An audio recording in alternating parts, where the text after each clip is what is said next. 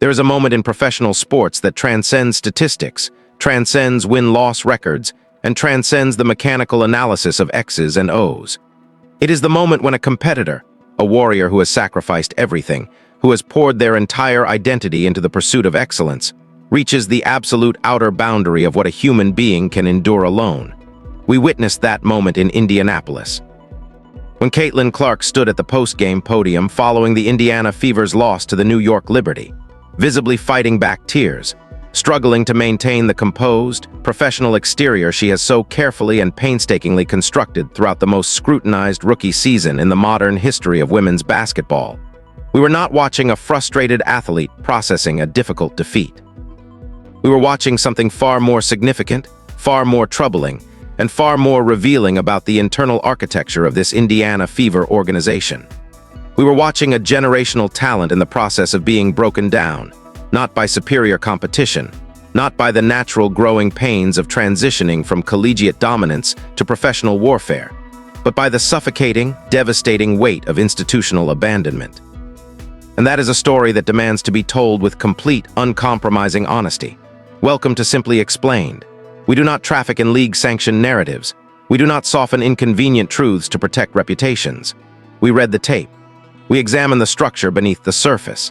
And today, we are pulling back every layer of what transpired against the New York Liberty to expose a crisis that goes far deeper than a single box score could ever reveal. Before we can properly understand the magnitude of what went wrong in Indianapolis, we have to establish the foundational moral framework that governs the relationship between a head coach and a franchise player. Because this is not simply a basketball conversation. This is a conversation about duty, obligation, and the fundamental architecture of trust that must exist within any high-functioning organizational structure. There's a profound and unwritten covenant at the center of every successful professional sports franchise. It is a contract that is never formally signed, never formally negotiated, and never formally acknowledged in a press conference. But every single person inside that locker room understands its terms with absolute crystalline clarity. When a player, particularly a once-in-a-generation rookie, steps onto the professional hardwood, they make a series of extraordinary sacrifices. They surrender their individual statistical instincts to serve the collective offensive system. They subject their physical body to the unforgiving punishment of nightly professional competition. They accept the demanding philosophical architecture of their coaching staff and commit to executing it under conditions of extreme pressure and scrutiny. They perform their duty to the organization with everything they have. In return, the head coach accepts a corresponding set of obligations that are equally absolute and non-negotiable. When the media narrative turns corrosive and players become targets for toxic public criticism, the coach absorbs that venom and redirects it. When opposing teams make the calculated decision to cross the line from physical competitive basketball into targeted, systematic aggression designed to neutralize a specific player, the coach becomes the enforcer, the protector, the voice that says loudly and publicly, "We see what you are doing, and we will not accept it." And when the officiating fundamentally undermines the integrity of competition through phantom whistles, selective enforcement, and the weaponization of the foul call, the coach walks to that press conference podium, accepts whatever financial penalty the league chooses to levy, and declares with absolute conviction that their player is being wronged.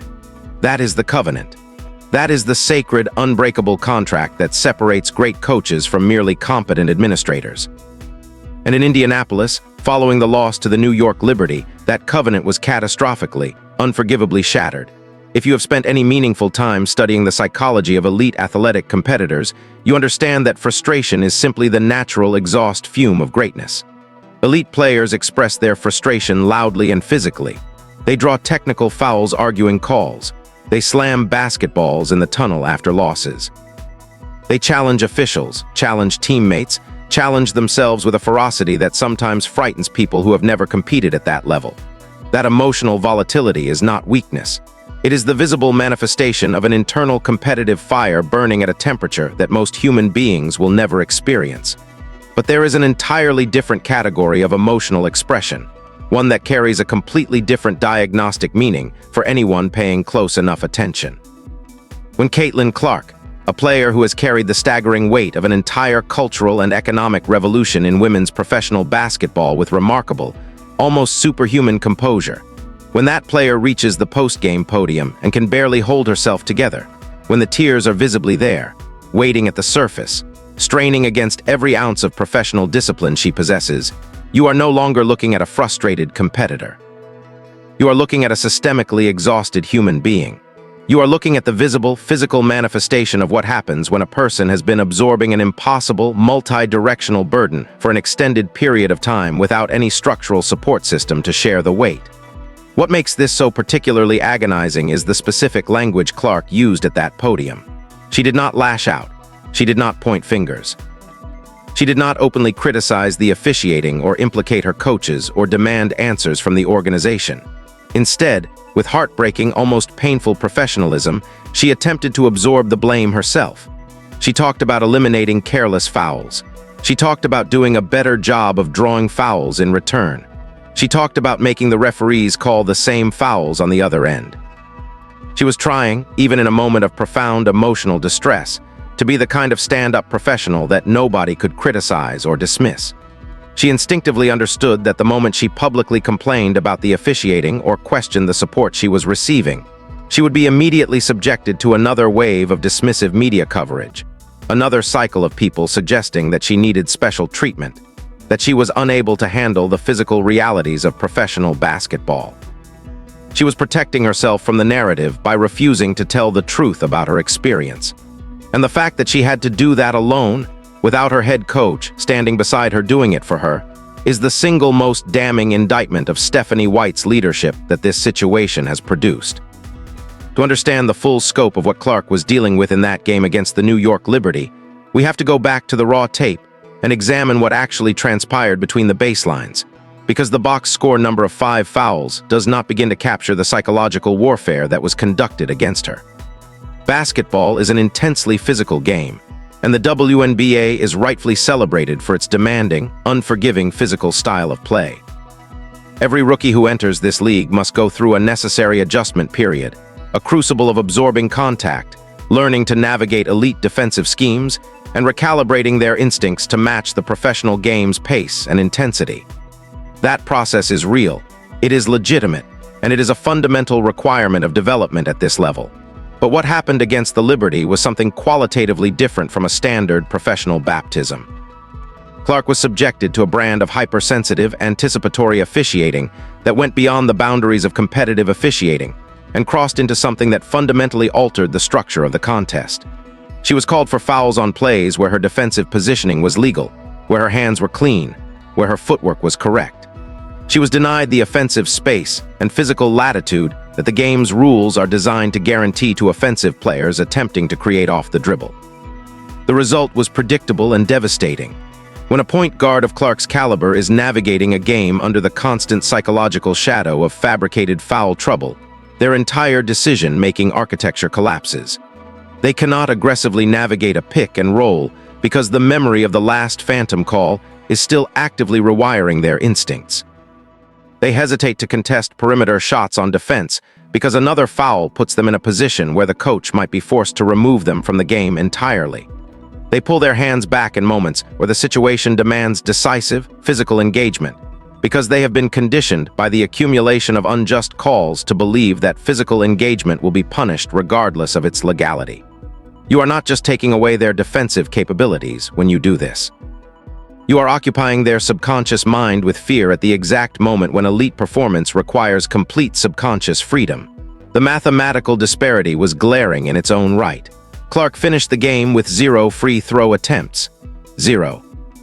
A player of her offensive creativity and penetration ability, a player who regularly draws defensive attention from multiple bodies, was somehow unable to generate a single trip to the free throw line while simultaneously being physically contested throughout the game.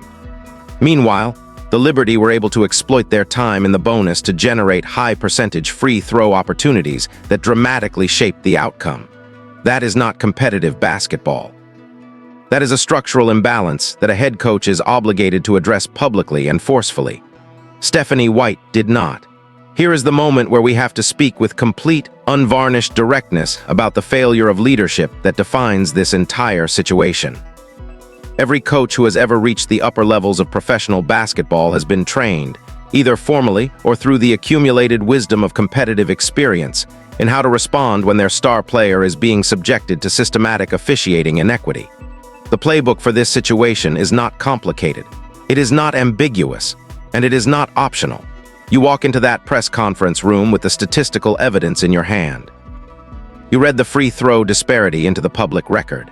You describe, specifically and without apology, the calls that you believe were erroneous and the cumulative effect those calls had on the integrity of competition.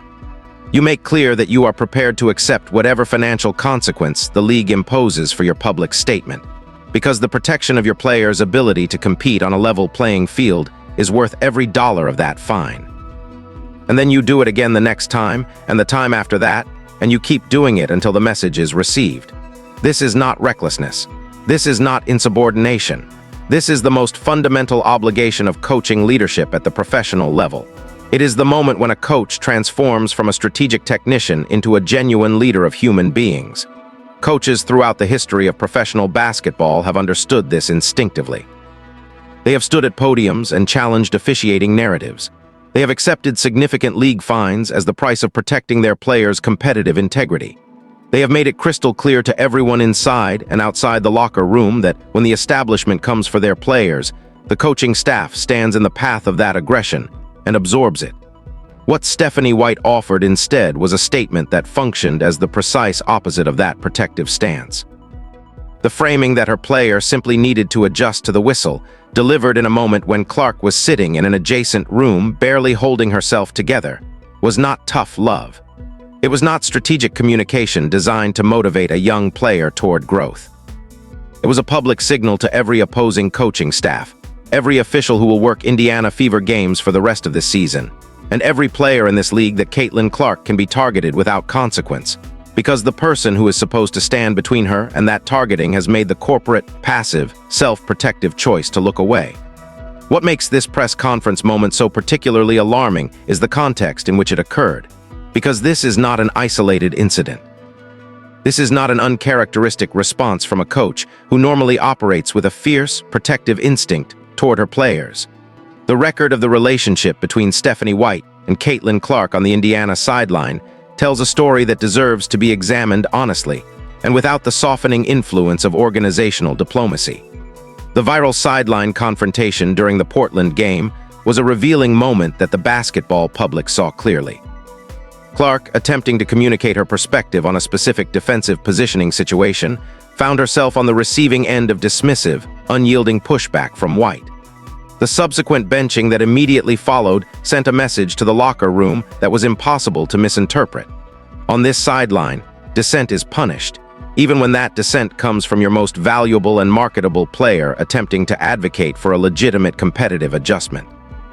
There is a meaningful distinction between a coach who demands excellence and creates accountability structures that challenge players to grow, and a coach who demands silent conformity to a system, regardless of whether that system is serving the player or the organization effectively. The former builds champions, the latter builds resentment. When coaching philosophy prioritizes the maintenance of hierarchical control over the actual development and empowerment of a transcendent player, the long-term consequences for organizational culture are severe. It breeds the kind of isolation that prevents a star player from feeling safe enough to be vulnerable with their coaching staff. It creates a communication breakdown that prevents the natural, organic development of trust between the player and the organization. And it signals to the rest of the locker room that loyalty to the coach's system takes precedence over loyalty to each other. None of those outcomes serve the Indiana Fever's competitive interests. None of them serve Caitlyn Clark's development, and none of them serve the larger story of growth and excellence that this franchise has the extraordinary opportunity to write right now. The tears at the podium were not simply an expression of post-game frustration. They were a diagnostic indicator of something much more concerning about the internal state of the Indiana Fever's most important player. Caitlyn Clark has carried a burden throughout this season that has no real historical precedent in women's professional basketball. She has been the singular focal point of a cultural explosion that has transformed the economic landscape of the WNBA. She has absorbed an extraordinary level of public scrutiny, targeted physical play from opponents seeking to establish their own credentials against the most famous player in the league, and the constant, relentless pressure of knowing that every game she plays carries enormous significance beyond the final score. She has handled that burden with a level of professional composure that would be remarkable for a veteran of 10 years. For a rookie navigating the most complicated professional debut in recent memory, it has been nothing short of extraordinary.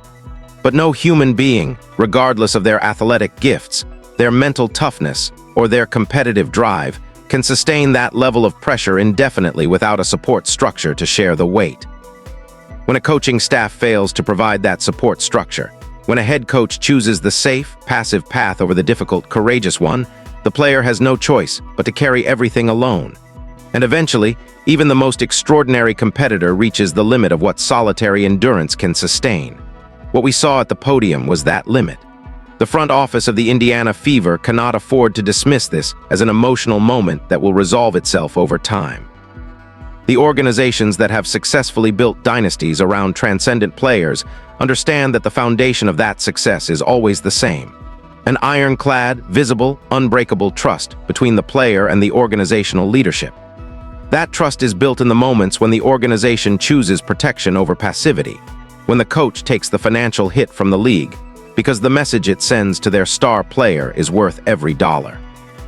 Once that trust is broken, once a generational player genuinely internalizes the belief that they are alone in facing the forces arrayed against them, the cost of rebuilding it is enormous, and the timeline is uncertain. Stephanie White now stands at a definitive crossroads in her coaching career and in the trajectory of this franchise. She has the opportunity to evolve. She has the opportunity to examine the tape, examine the emotional evidence of what her passivity has produced, and make a conscious, deliberate choice to become the fiercely protective leader that Caitlyn Clark needs her to be. She can walk into the next press conference prepared to advocate loudly and publicly for her player. She can demonstrate to the locker room and to the league that the Indiana sideline is not a passive bystander in the officiating conversations that will define competitive balance for this team throughout the season. She can rebuild the covenant that was broken, or she can continue on the current path. She can maintain the posture of passive, system-first, corporate-safe communication that has delivered us to this moment. She can continue to leave challenges unused in her pocket when the momentum of a game is being stolen by questionable officiating. She can continue to deliver press conference statements that place the burden of adjustment entirely on the shoulders of a player who is already carrying more than anyone should be asked to carry alone. If she chooses the latter, the front office has a corresponding obligation that is equally clear and equally non-negotiable. You cannot allow the rift between your head coach and your generational talent to solidify and calcify. You cannot permit the internal culture of isolation and passivity to continue consuming the potential of the most significant investment this franchise has ever made. If the current coaching leadership is unwilling or unable to evolve into the fiercely protective structure that Caitlyn Clark requires to thrive at the professional level, then the organizational leadership has a fundamental duty to find a head coach who will. The clock is ticking in Indianapolis, and the urgency of this moment cannot be overstated. What is at stake here is not simply a single season, not simply the outcome of a rivalry game against the New York Liberty, not simply the resolution of a coaching philosophy disagreement. What is at stake is the foundational trust of a potential dynasty. It is the long-term relationship between a franchise and the kind of once-in-a-generation player that most organizations never get the opportunity to build around. These opportunities do not repeat themselves. The window for getting this right is not infinite, and the damage that prolonged institutional abandonment can inflict on a player's relationship with an organization can echo for years in ways that ultimately determine whether that player chooses to build their legacy in Indianapolis or eventually seeks an environment where the covenant is honored. Caitlyn Clark has given everything she has to this league, to this franchise, and to the cultural transformation that has made the WNBA more relevant and more economically powerful than it has ever been. She has done it with grace, with professionalism, and with a competitive fire that should inspire everyone in her organization to match her standard. She deserves a head coach who will stand at the podium and go to war for her. She deserves an organization that understands the sacred covenant between franchise player and coaching leadership and holds that covenant as non-negotiable. The tears at that podium were a warning. They were the visible signal that the current structure is failing the most important person in it. Indiana fever, the tape does not lie. The time to act is now. Because the only thing more catastrophic than what we witnessed at that post-game podium would be allowing the conditions that produced it to continue unchallenged. This is simply explained. We read the tape, we expose the structure, and we tell the truth. Drop your thoughts below. Should Stephanie White be held professionally accountable for the passive, unprotective approach that left Caitlyn Clark without a shield when she needed one most? Is this a coaching failure, an organizational failure, or something that runs even deeper? The debate starts now. We will see you in the next breakdown.